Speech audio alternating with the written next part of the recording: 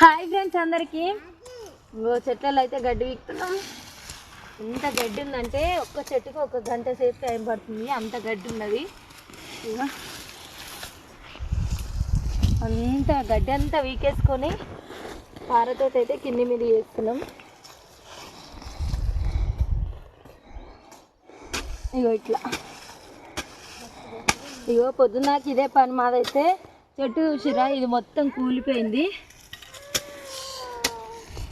కూలిపోయినా సరే కాత కాస్తూనే ఉంటుంది.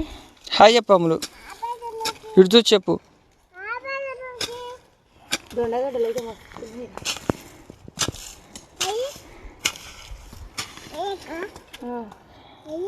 ఇస్తుంది. ఎందుకు